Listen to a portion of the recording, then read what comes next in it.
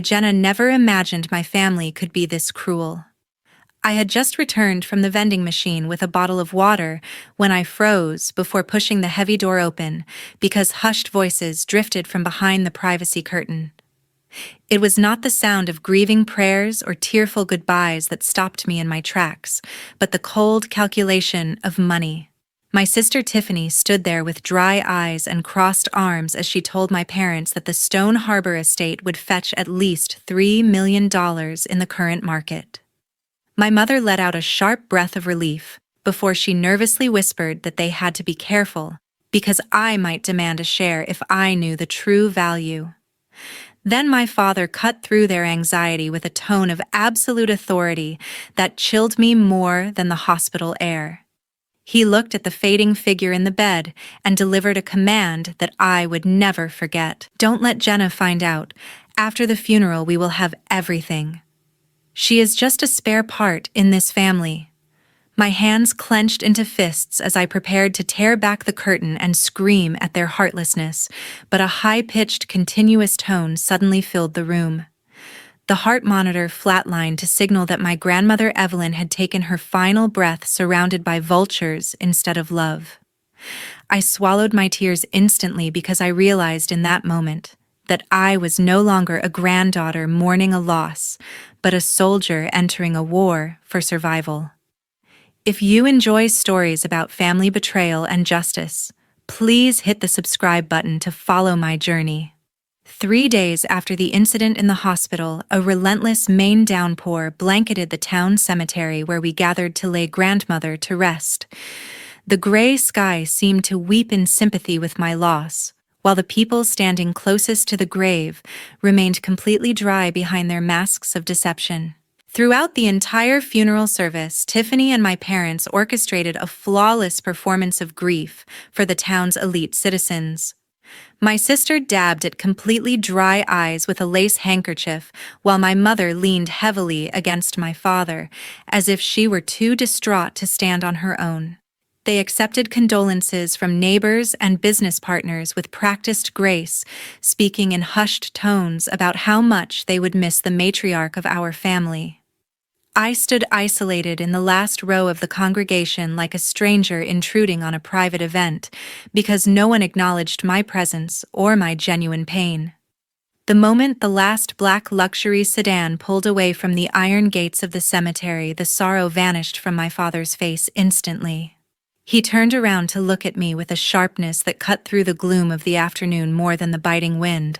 There was no comfort in his voice when he ordered me to stop crying, because we had serious business to discuss back at the estate.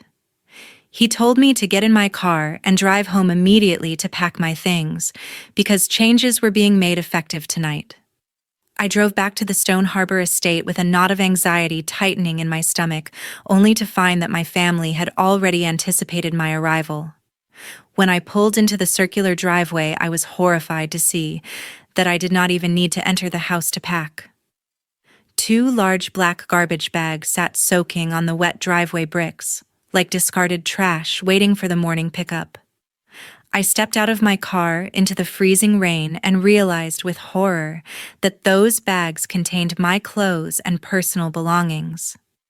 My father stood at the top of the grand staircase under the shelter of the porch overhang while looking down at me with the cold authority of a judge passing a sentence. He adjusted his expensive suit cuffs and declared with absolute authority that since grandmother passed away without a public will, the law was entirely on his side. He explained that as the only surviving son, he was the sole legal heir to the entire property under the state laws of intestacy. I tried to argue that grandmother had promised me this home would always be my sanctuary after all the years I spent nursing her, but my voice was drowned out by the thunder rolling overhead. Tiffany stepped forward from the shadows of the doorway to snatch the heavy brass keyring from my trembling hand with a satisfied smirk on her face. She dangled the keys in front of my eyes before laughing cruelly at my naivety regarding how the real world worked. "Did you honestly think that changing her bedpans and reading her books for 5 years made this mansion yours? You need to wake up from your dream world because without a legal document, You are nothing but a freeloader who overstayed her welcome." Her words struck me harder than a physical blow because they erased 5 years of love and sacrifice in a single cruel sentence. I looked toward my mother for any sign of maternal instinct or mercy, hoping she would intervene to stop this madness. My mother simply smoothed her dress and looked at me with a mixture of pity and annoyance before she delivered the final crushing blow to my hope. She told me that I should be grateful they allowed me to stay this long and that I needed to learn to stand on my own 2 feet. With a dismissive wave of her hand, she turned her back on me and walked into the warmth of the foyer. My mother laughed softly as she joined the others inside and closed the heavy oak door with a definitive slam that echoed across the empty yard. The sound of the lock clicking into place was the loudest thing I had ever heard in the silence of the storm. I stood there for a long moment while the rain soaked through my black funeral dress and chilled me to the bone. There was no use banging on the door begging for entry because I knew that the family I thought I had was gone forever.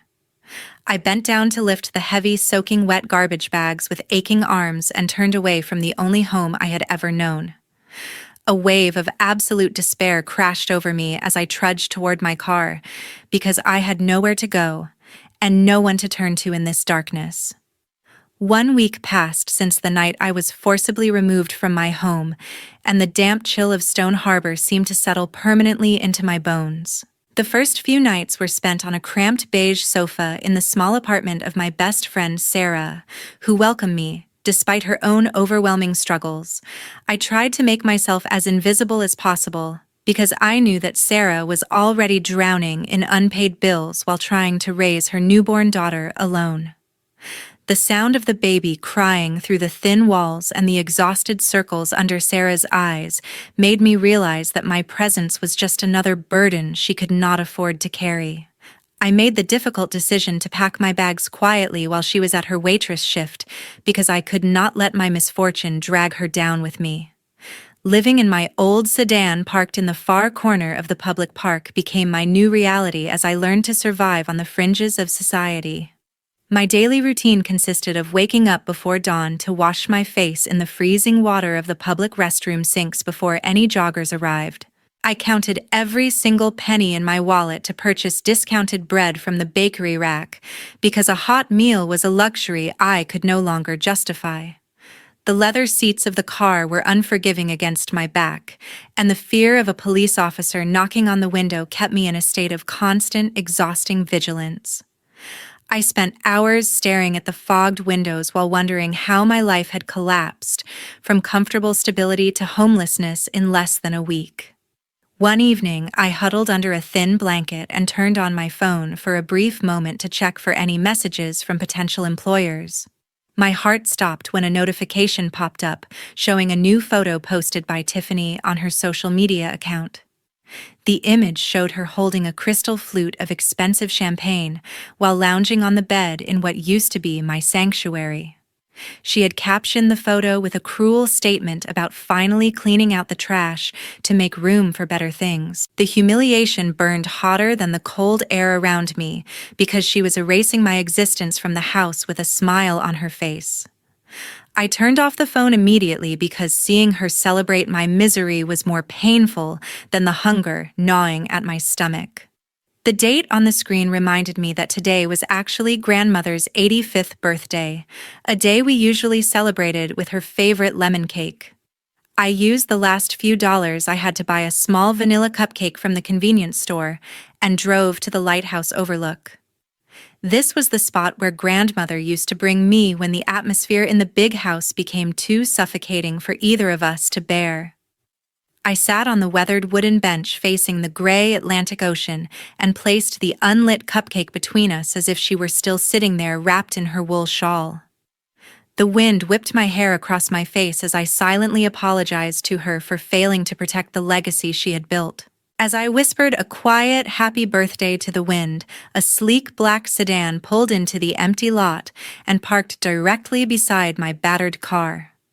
The driver's door opened and a familiar figure stepped out wearing a tailored gray coat that defied the coastal wind.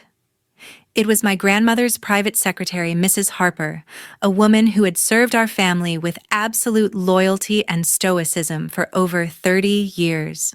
She walked toward me with a purposeful stride that made me hastily wipe the tears from my cheeks before she could see them. Mrs. Harper sat down next to me on the bench without caring that the damp wood might ruin her expensive coat. She looked at the cupcake and then turned her gaze to me with a softness I had rarely seen in her professional demeanor. "I have been looking for you everywhere for the past 3 days, Jenna. You are a very difficult young woman to track down when you do not want to be found." I tried to apologize for my appearance, but she silenced me with a gentle hand on my shoulder. She told me that she had heard about the eviction and the way my parents had treated me after the funeral service. Then she leaned in closer to deliver a message that sent a jolt of electricity through my weary body. "Your grandmother Evelyn predicted that this exact scenario would happen because she knew the greed in your father's heart better than anyone. She did not abandon you, Jenna, and she certainly did not leave you without a weapon to fight back." Mrs. Harper stood up and gestured for me to follow her to the warm safety of her vehicle. She explained that there were documents and instructions that grandmother had entrusted solely to her for this specific moment.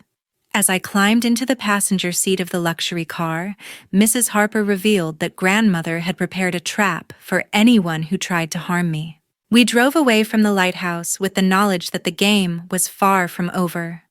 The warm aroma of chamomile tea and old paper filled the elegant living room of Mrs. Harper's apartment later that afternoon, creating a sanctuary that felt miles away from my harsh reality.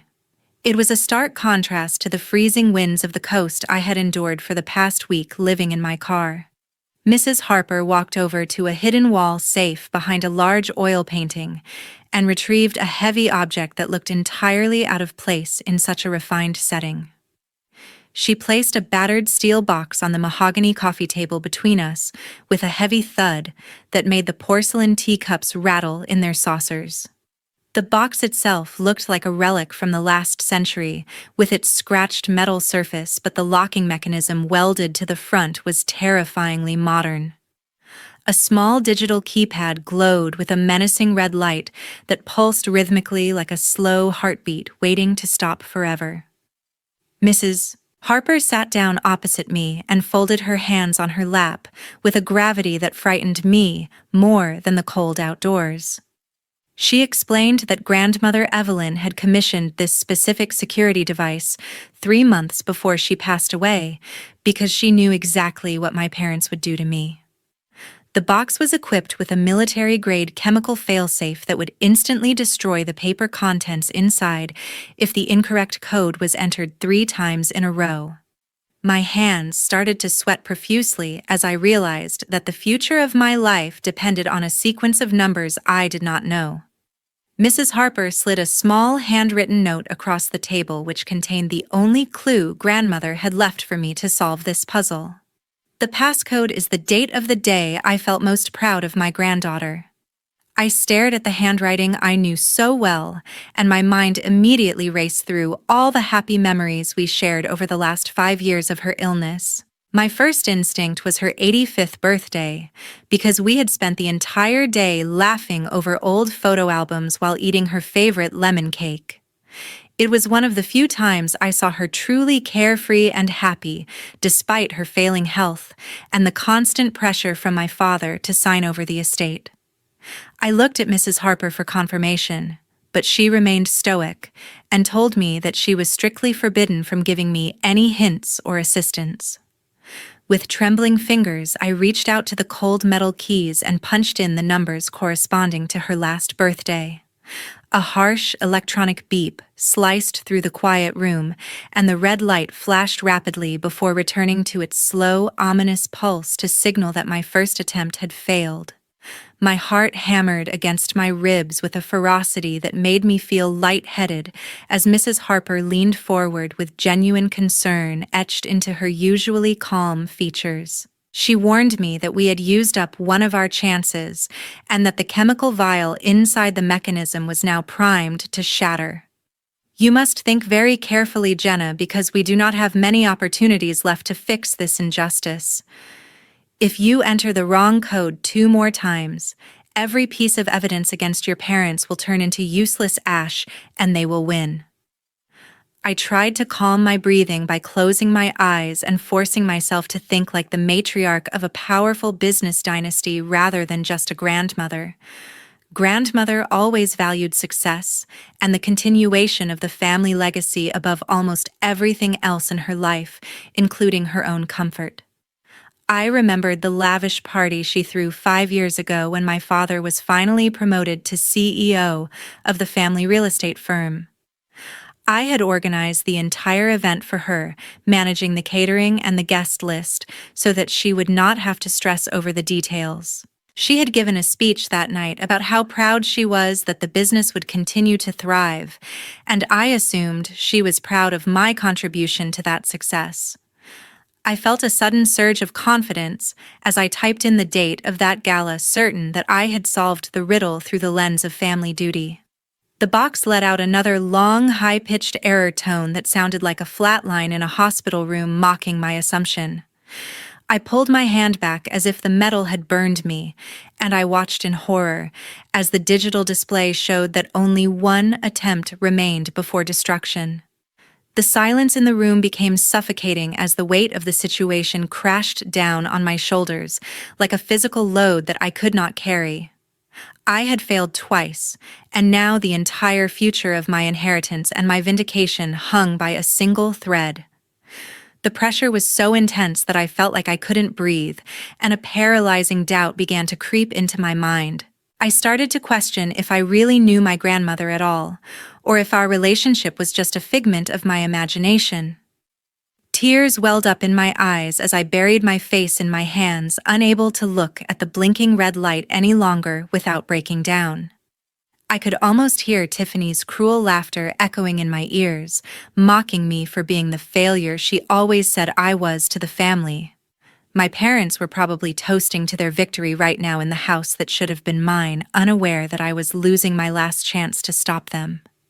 I needed a miracle to remember a specific day among thousands, or I would lose everything forever. The silence in Mrs. Harper's living room became a physical weight that pressed against my chest, while the grandfather clock in the hallway ticked away the seconds like a countdown to my destruction. I knew that I had one final chance to prove that my relationship with grandmother was real before the chemical vial inside the box destroyed my future forever. The red light on the digital keypad continued to blink, with a rhythmic menace that seemed to mock my inability to remember the most important day of her life. I closed my eyes tightly to shut out the terrifying reality of the situation and forced my mind to drift back through the chaotic timeline of the last 5 years living at the estate. My thoughts initially wandered to the grand Christmas parties and the lavish Thanksgiving dinners where my parents performed their roles as the perfect hosts for their wealthy friends while ignoring the woman who paid for it all. I quickly pushed those superficial memories aside because I knew grandmother hated the pretension of those events where Tiffany would get drunk and my father would argue about politics until the guests left. Then, a specific memory from 3 years ago surfaced from the depths of my mind with a clarity that made my heart race in my chest. It was the humid afternoon of my university graduation ceremony when I stood on the manicured lawn of the campus feeling completely abandoned by my immediate family. My parents and Tiffany had chosen to fly to Hawaii for a luxury vacation that week because they claimed my graduation from a state university was not a significant enough milestone to interrupt their leisure time.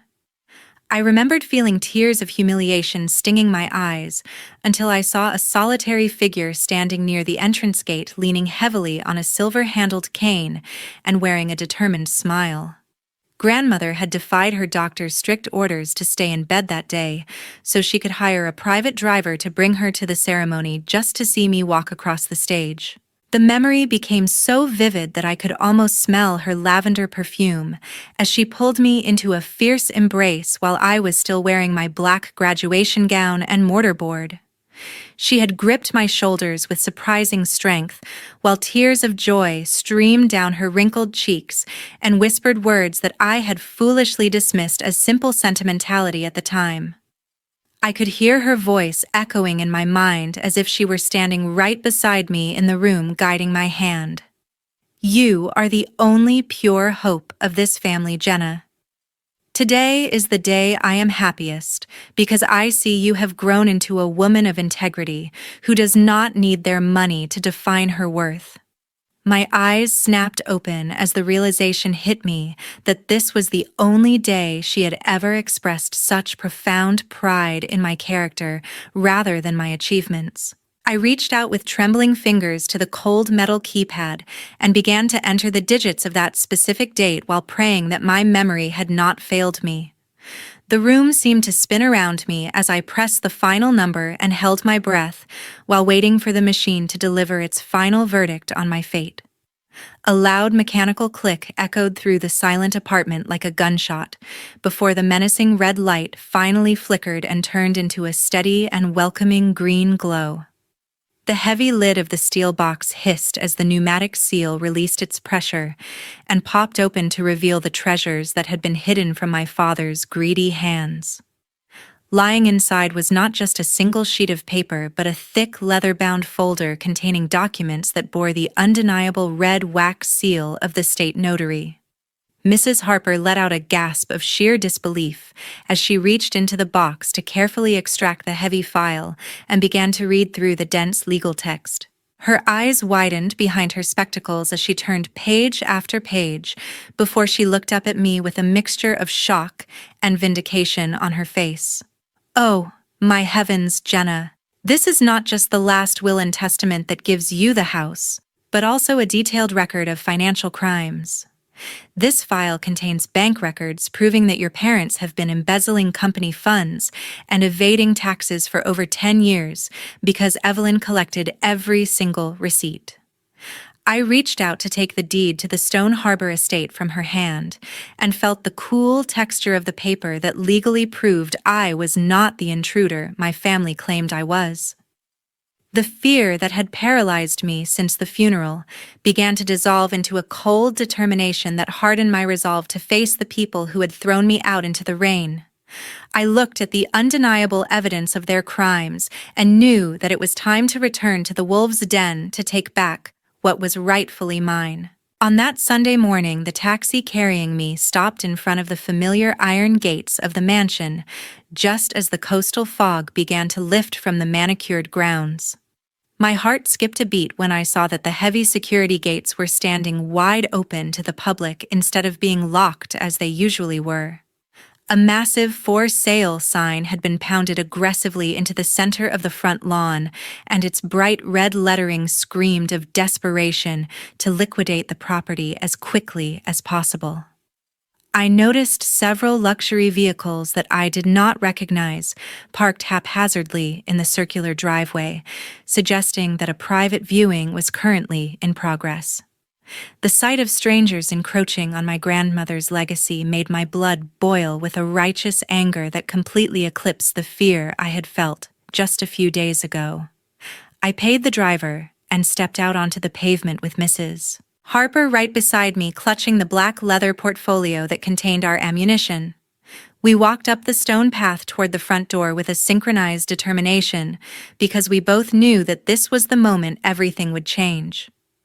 We entered the grand foyer without knocking because the door had been propped open to welcome potential buyers into the estate.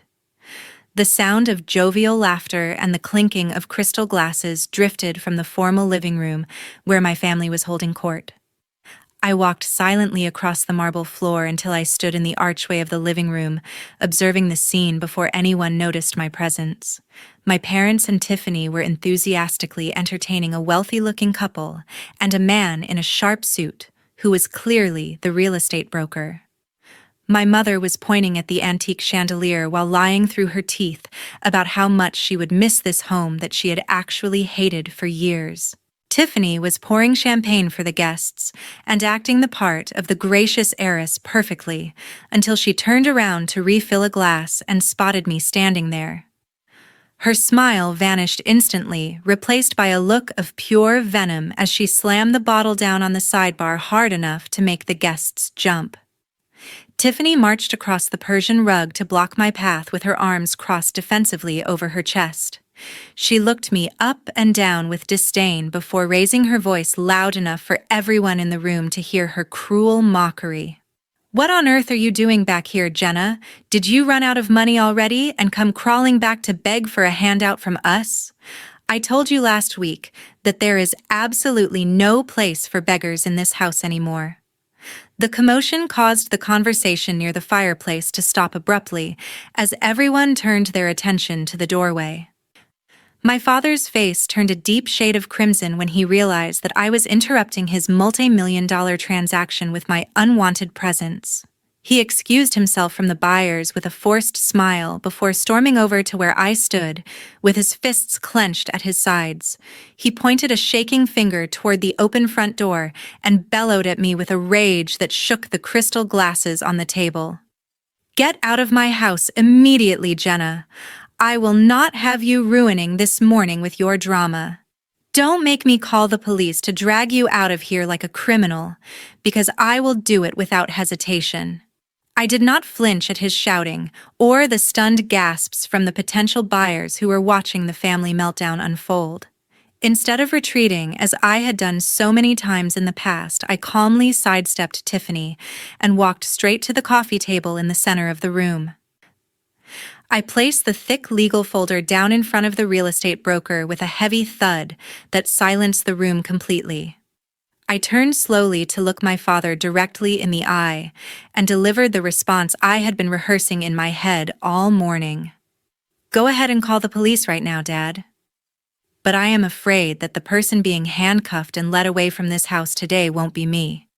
The real estate broker looked from my father to me with confusion before his professional curiosity got the better of him. He reached for the folder and flipped it open to the first page where the undeniable seal of the state notary was stamped in red ink. His eyes widened in shock as he scanned the first paragraph of the irrevocable trust document that clearly listed me as the sole owner of the property. The color drained from his face as he realized he was in the middle of facilitating an illegal sale of a property that did not belong to the sellers. He immediately snapped the folder shut and began shoving his papers back into his briefcase with frantic movements. He turned to his confused clients and apologized profusely, stating that there was a serious legal dispute regarding the title of the home and that they needed to leave immediately. My parents stood frozen in the center of the room as they watched their potential fortune walk out the front door without looking back. The silence that followed was heavy with confusion and the dawning realization that their carefully constructed lie was crumbling around them. They looked from the confident way I stood my ground to the stern figure of Mrs. Harper standing behind me and knew that something had gone terribly wrong with their plan. When the engine noise of the broker's car faded behind the gate, the atmosphere in the living room became so stifling it could be cut with a knife. The sudden departure of their only hope for a quick sale left my parents standing in the wreckage of their scheme, and the realization of their failure quickly turned into a dangerous aggression. My father's face contorted into a mask of pure rage as he lunged across the coffee table with his hands outstretched, intending to snatch the thick leather portfolio and tear the damning documents into shreds. He moved with the desperation of a cornered animal.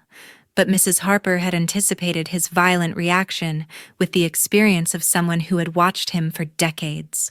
She calmly raised her smartphone, which was already recording, and warned him in a steady voice that every move he made was being live-streamed directly to the firm's senior attorney. My father froze mid-lunge as if he had hit an invisible wall because he knew that attacking a witness on camera would seal his fate instantly. He backed away with his chest heaving, pointing a shaking finger at me, while screaming that the will was a complete forgery created by a bitter granddaughter. He bellowed that grandmother Evelyn had been senile during her final years, and that any court in the state would throw out these papers as the ramblings of a confused old woman. I simply turned the page of the file to the section highlighting the financial irregularities and asked him if the bank records proving his 10 years of embezzlement were also a product of her imagination.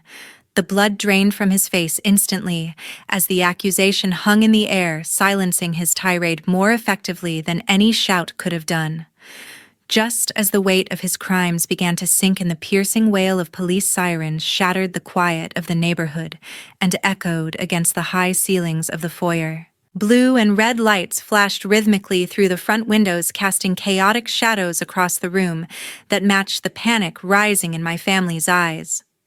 Two tall police officers stepped through the open front door with their hands resting near their belts, responding to the call regarding a disturbance and illegal trespassing that I had placed before arriving. My father tried to regain his composure to charm the law enforcement officers, as he had done so many times before at charity galas. The lead officer ignored my father's outstretched hand and walked straight to the table to examine the documents that Mrs. Harper presented to him with professional efficiency. He took a moment to verify the notarized stamps and the property deed before turning to look at my father with a stern expression that brokered no argument. "Mr. Robert, these documents clearly confirm that this residence is the sole property of the Evelyn Bennett Trust, which is legally administered by Miss Jenna. You and your family are currently trespassing on private property, and I suggest you step back." The accusation caused the united front of my family to crumble instantly as self-preservation took over their loyalty to one another. My father turned on my mother with a viciousness I had never seen, shouting that this entire plan to sell the house quickly was her idea from the beginning. While they screamed at each other, Tiffany saw her future slipping away and made a frantic dash toward the grand staircase to get to grandmother's bedroom. She screamed hysterically that she needed to retrieve the jewelry box that she claimed was promised to her, but she didn't make it past the first step.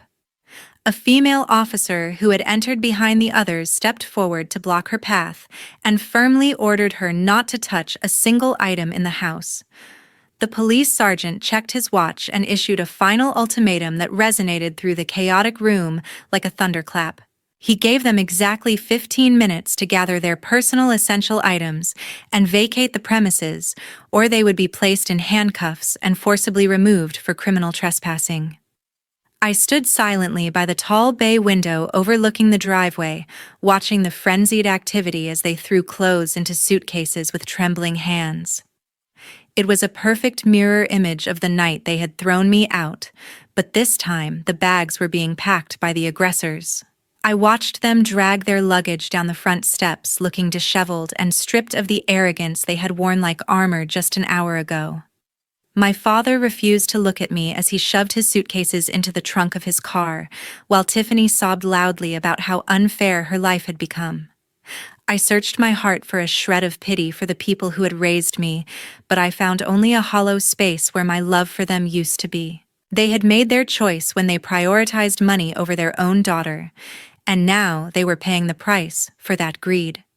The heavy iron gates swung shut behind their taillights with a finality that signaled the end of their reign over this estate and over my life. The silence that returned to the house was not empty or lonely. It was filled with the peace of justice finally being served. I let out a long, shaky breath that I felt I had been holding for years, feeling the heavy burden of their toxicity lift from my shoulders completely. Mrs. Harper walked up beside me and squeezed my hand gently, and for the first time in a long time, I felt like I was truly home. 6 months have passed since the storm of family betrayal swept through the quiet town of Stone Harbor, and the estate finally feels like a home rather than a battleground. The contents of the steel box that Mrs. Harper and I opened that fateful afternoon did far more than just prove my ownership of the property.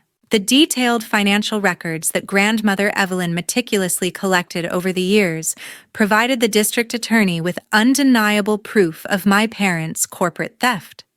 The court immediately froze every single asset attached to my father's name during the investigation, which forced Robert and Linda to declare personal bankruptcy to avoid immediate imprisonment.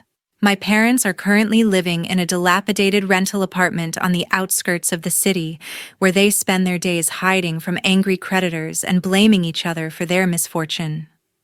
The once arrogant couple who looked down on everyone from their high tower now has to learn how to survive without the cushion of generational wealth to protect them.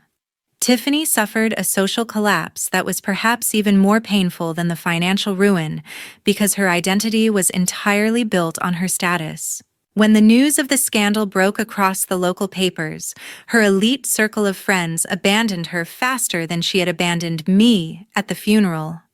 My sister was forced to trade her designer dresses for a grease-stained uniform because she now works the night shift as a waitress at a roadside diner to make ends meet. She lost the glamour she valued above all else, and the harsh reality of earning a minimum wage has stripped away her cruel arrogance completely. I heard from a mutual acquaintance that she often stares out the window of the diner towards the coast, likely remembering the life she threw away for a quick payout. Meanwhile, the Stone Harbor estate has undergone a complete transformation under my care because I wanted to purge the toxic energy that had lingered for so long. I used a portion of the trust fund to renovate the dusty first floor into a bright and welcoming space for the community. Last month, I officially opened the Evelyn Bennett Legal Aid Center, a nonprofit office dedicated to providing free legal advice to the elderly who are at risk of financial abuse. This was the dream my grandmother had always whispered to me during our long afternoons together, and seeing her name on the bronze plaque by the door brings me immense peace. Mrs. Harper moved into the guest wing of the house to serve as both the estate manager and my most trusted advisor. We spend our evenings drinking tea in the sunroom where the silence is no longer lonely, but filled with the warmth of genuine companionship. I finally realized that I did not lose a family on that rainy night 6 months ago. I simply underwent a painful surgery to remove a malignant tumor that was killing my spirit. Before we end today's story, I want to take a moment to reflect on the profound lessons hidden within Jenna's journey, because her experience offers a mirror to many of our own lives. The first takeaway is that family is defined by action and loyalty rather than the blood running through your veins. Biology gave Jenna parents and a sister, but it was their actions that proved they were her greatest enemies, while a loyal employee became her true family. We must normalize the idea that it is healthy and necessary to cut ties with toxic relatives who constantly drain your emotional and financial resources. Secondly, we must recognize that unbridled greed is a double-edged sword that will eventually injure the person wielding it. Robert and Linda were so blinded by their desire for the inheritance that they underestimated the intelligence of the woman who built that fortune. They wanted everything immediately, and because of that impatience, they ended up with absolutely nothing. Finally, never underestimate the power of the silent observer in any room. Grandmother Evelyn and Jenna were dismissed as weak and irrelevant, yet they were the ones paying attention to the details that mattered. The person who speaks the least often hears the most, and as we saw today, patience is often the most dangerous weapon against arrogance. I have a question for you to consider. If you were in Jenna's shoes after gaining the inheritance, would you have offered your bankrupt family a second chance? Or would you have cut them off completely, as she did? Please share your honest perspective in the comments below, because this is a complex moral dilemma. Thank you so much for listening to Jenna's story until the very end. If this story resonated with you or reminded you of your own strength in difficult times, please consider sharing it with a friend who might need encouragement. Don't miss our next story of justice and resilience.